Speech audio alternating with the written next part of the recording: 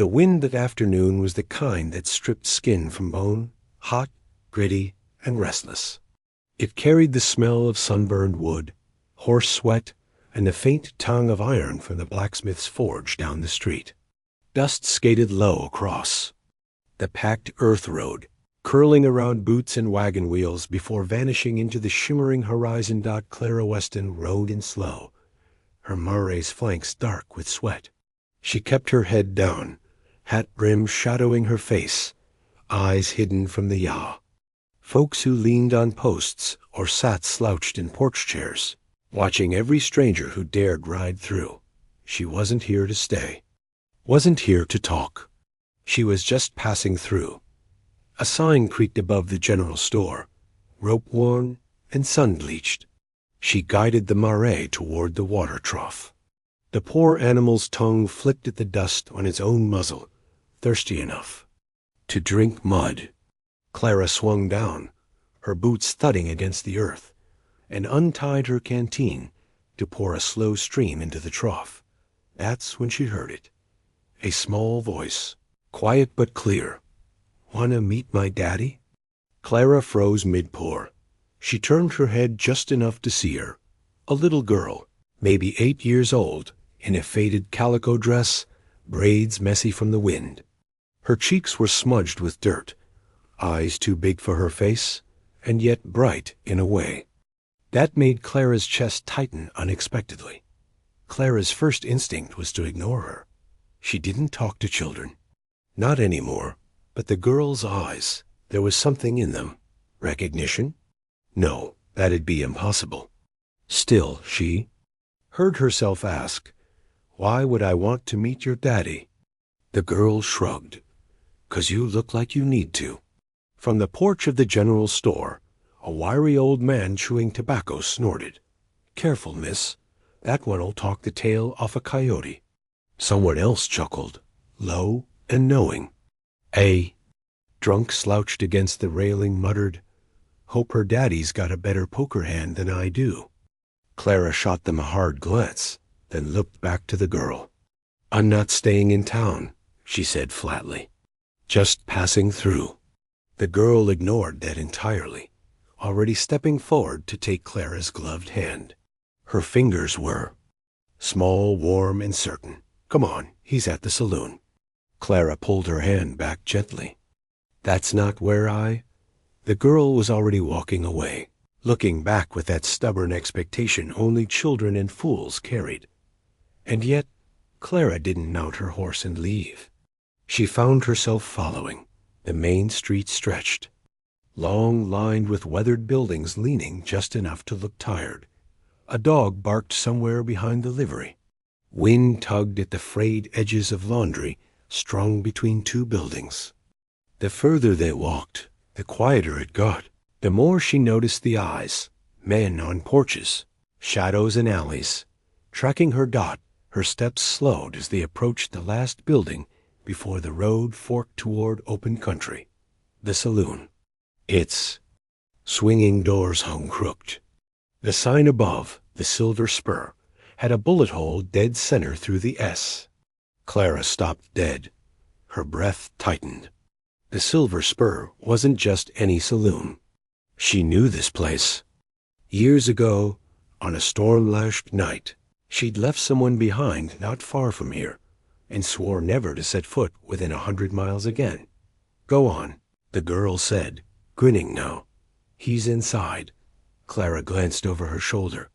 2 men leaned against a post across the street, pretending to talk. One of them had the slow, coiled posture of someone ready to draw. Her hand drifted toward the revolver under her coat. Instinct, more than decision. She stepped inside. The air was cooler but stale, thick with smoke and the sour tongue of spilled whiskey. Piano music stumbled out from the far corner, played by a man who looked like he'd rather be anywhere else. A few cowhands leaned on the bar, voices low. Then someone turned Dot tall, broad-shouldered, beard rough but trimmed. A face she knew better than her own, one she had seen every night in her dreams and nightmares for the last 7 years. Caleb Boone, his eyes locked on hers.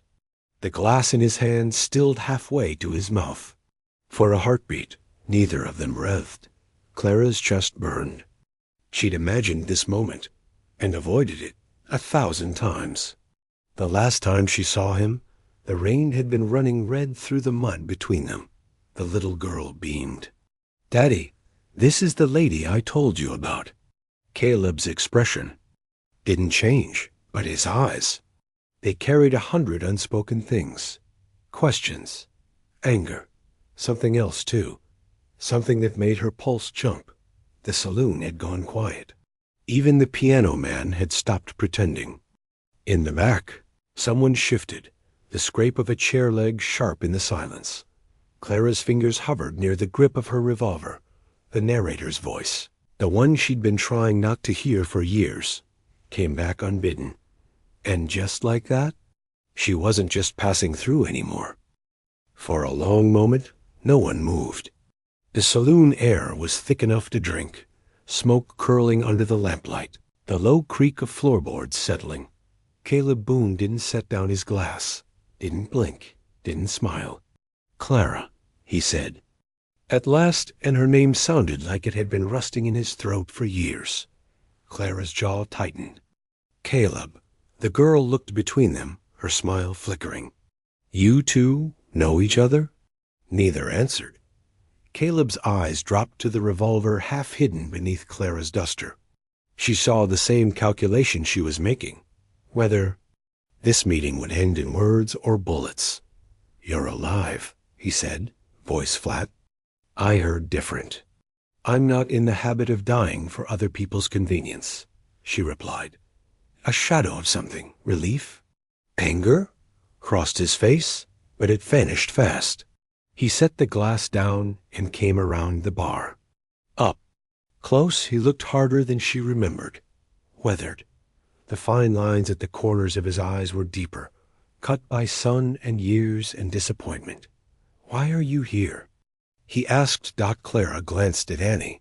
The girl's wide eyes were locked on her father, like she could sense the storm building. "Ask your daughter," Clara said. Annie frowned. "I just saw her at the store, and she—" "Annie." Caleb's voice softened, but it was an order. "Go on upstairs now."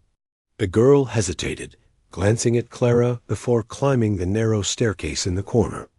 Her footsteps faded, leaving the saloon in the kind of silence that makes even the whiskey nervous. "You've got a daughter," Clara said, trying to keep her tone casual.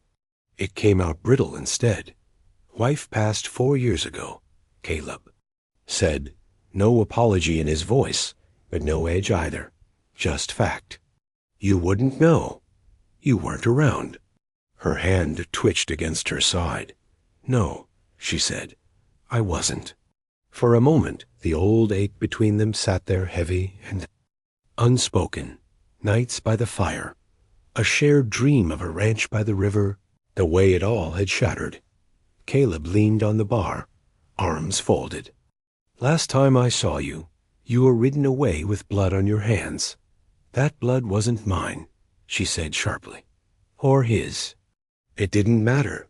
The law said it was." His eyes narrowed. So did Crow. The name punched through her chest like a thrown stone. Ezekiel Crow, ruthless, sharp as a whip, and meaner than a rattler in heat. "He's still alive?" she asked. Caleb gave a humorless laugh. "Alive, rich, and meaner than ever. Owns half the men in this town. The other half are scared of him." Clara's stomach nodded. She'd left this place to keep Caleb from becoming a target after Crow framed her for killing a deputy. But if Crow still had his claws in the land, she'd walked right back into the fire. "You didn't answer me," Caleb said. "Why are you here?" "I'm passing through. That's all." His eyes said he didn't believe her for a second. "You gonna tell me why Crow's men were asking questions about a woman matching your description last week?" Clara's breath caught. "They were? 2 days ago. At the livery. Said she was worth a bounty that'd buy a man a new spread." Caleb stepped closer, voice low. "That bounty on your head, Clara?" She didn't answer. She didn't have to. The batwing doors creaked open. 2 men stepped inside. Broad hats pulled low, dust on their coats, guns riding high on their hips. Their eyes scanned the saloon until they landed on her. "Afternoon," one drawled, too casual. The other tipped his hat. "Ma'am." Caleb shifted slightly, placing himself between them and Clara, without looking like he had. "This one's a friend," he said, his voice calm but with iron under it. The taller of the 2 outlaws smirked. "Ain't everybody friendly in Crow's territory?" Clara's pulse slowed, the way it always did when trouble came calling. Her eyes marked their holsters, the weight of the guns, the slight bulge in a boot where a blade was likely hidden. "Best be on your way," Caleb said evenly.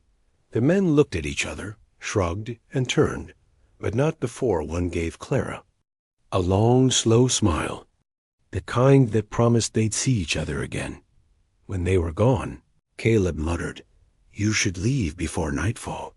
Clara opened her mouth to argue, but upstairs, quick footsteps thundered down the stairs. "Daddy!" Annie's voice was high and frightened. "They're outside." Caleb caught her by the shoulders. "Who's outside?" Annie's eyes flicked to Clara. "The men who follow Crow. They're waiting in the street." Clara's gut went cold. They hadn't come here to talk. They'd come to watch her, maybe to see who she spoke to. "We can slip out the back," Caleb said.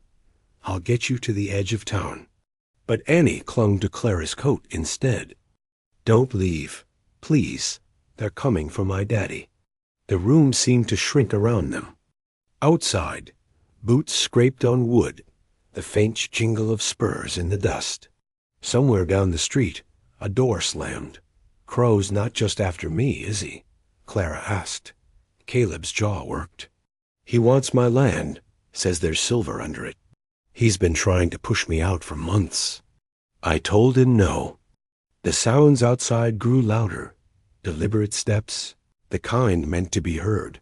Clara glanced at Caleb, then at Annie.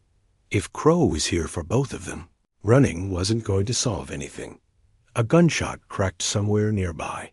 Not close enough to be at the door, but near enough to send the piano man diving for cover. Caleb grabbed his rifle from behind the bar.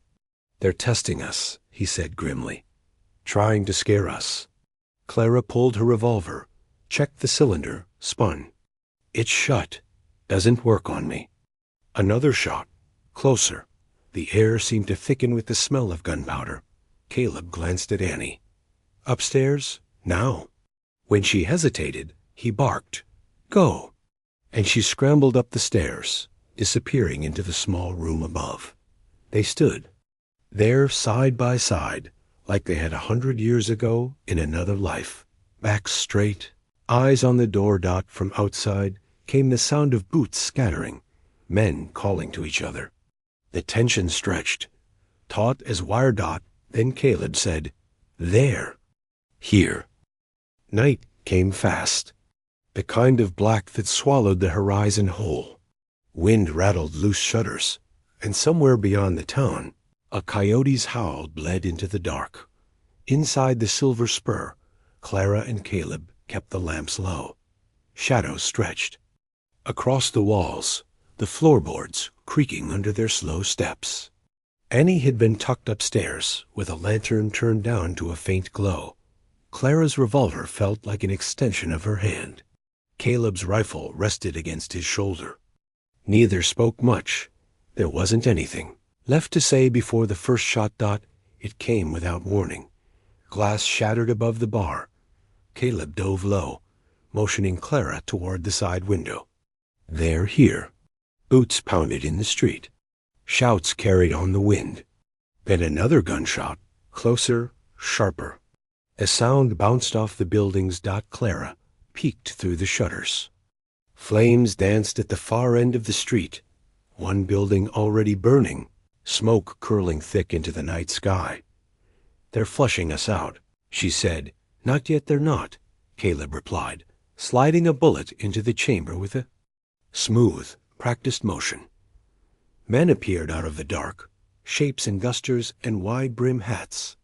Muzzles flashed in the black, bursts of orange teeth biting the night. Clara fired. Short, sharp, controlled. One man went down. Another ducked behind a water trough. Left side. Caleb barked. She moved without thinking, like the old days, when their lives had depended on moving together. She leaned out, squeezed the trigger twice, and sent another figure stumbling into the dirt. They shifted positions, his rifle covering the street, her revolver sweeping the alley. Bullets smacked into wood, splintering the doorway. A shadow lunged out of the alley. Clara pivoted, grabbed the man's wrist mid-swing, slammed the butt of her gun into his jaw, and let him crumple. One down, she muttered. 14 to go, Caleb said grimly. During a lull, Caleb glanced at her. You gonna tell me where you've been these last 7 years? Clara kept her eyes on the street. Mexico, Dodge, anywhere Crow wasn't. Got work where I could. Kept my head down. Could have sent word, he said, and put a target on your back. No thanks. Her voice cracked just enough to betray something. But there was no time for more. A bottle of burning oil arced through the air. It smashed against the wall outside, flames licking upward. They'll smoke us out, Caleb said. They'll try, Clara replied, reloading with quick, steady hands. The pounding of boots grew louder. Yells in the street. Push forward. And the sudden slam of someone against the front doors. From upstairs came a crash. A scream. Annie's voice. Caleb's head snapped up. Annie! Clara didn't wait. She bolted for the stairs, taking them 3 at a time. In the small room above, the window hung open. The curtains flapped in the night wind. 2 shapes were already galloping away into the dark, one small, struggling figure thrown across a saddle. They've got her, Clara hissed. Caleb's voice was low but fierce. We'll track them. At first light, Clara shook her head. By first light, she'll be halfway to Crow's camp, and you know what happens to people who get there. He didn't answer. He didn't have to. Both of them had seen Crow's brand of cruelty before. Holstered her revolver. I'll go now. You'll never make it alone. Then don't let me, she said. But if you stay here to defend your land, I understand. For a moment he looked torn. The ranch he'd bled for, or the daughter who was his whole world. It wasn't even a choice. I'm with you, he said. They saddled the horses fast. No lanterns, no noise. The hoofbeats were muffled on the sandy road leading out of town. Clara scanned the ground. Fresh tracks in the moonlight, deep. Hoof prints, a scuff mark from a boot, a dropped piece of ribbon from Annie's dress. They're heading toward the canyon, she said. Caleb's jaw tightened. Crow's hideout. They reined in at the ridge above the canyon as the wind picked up. Below, faint fires dotted the camp. Crow's men moving like restless shadows around them. Too many for a straight fight. Clara's hand tightened on her reins. We wait till they sleep, then we go in. Caleb looked at her in the pale light. You sure about this? Not even a little, she said. And for the first time all night, he almost smiled. Some rides you don't come back from. She'd made peace with that years ago. But this wasn't just her fight anymore. And for the first time in a long time, she knew exactly where she belonged. They sat there in the wind, eyes fixed on the glow of the outlaw camp, knowing that before the next dawn, something or someone wasn't coming home. The canyon wind cut cold before dawn, a knife edge that slid under Clara's collar. The fires below had burned low, just embers glowing in the dark. The outlaws sprawled in shadows like discarded coats. The smell of smoke and unwashed men drifted upward. Caleb crouched beside her, rifle cradled in his arms. We go in quiet, one sound, and they'll gut us before we see her." Clara nodded, but her mind was on Annie. She pictured the little girl's braids, the dirt smudge on her cheek, the way her small hand had felt in hers just hours ago. She wasn't going to let Crow's name be the last thing that child heard. They led the horses down the narrow path along the canyon wall, hooves muffled in sand. Every step was a risk. Loose rock, a sharp sound, a man waking at the wrong moment. At the canyon floor, the camp lay scattered, bedrolls, crates, a pair of mules tied to a post. A single guard sat hunched over a lantern. Fighting sleep. Clara moved first. She slid up behind him, one hand on his mouth, the other bringing the Colt's barrel to the base of his skull. A quick thud, and he slumped silently to the ground. Caleb raised a brow. "Haven't lost your touch?" "Never had time to," she whispered. They found Annie in a makeshift pen, rope lashed around posts. She was sitting against the far side, knees pulled to her chest, eyes wide in the dim light. Clara knelt at the rope, cutting with her knife. "It's me." The girl's breath came in sharp, scared bursts. "They said they were going to take me to him." Clara stilled. "To Crow?"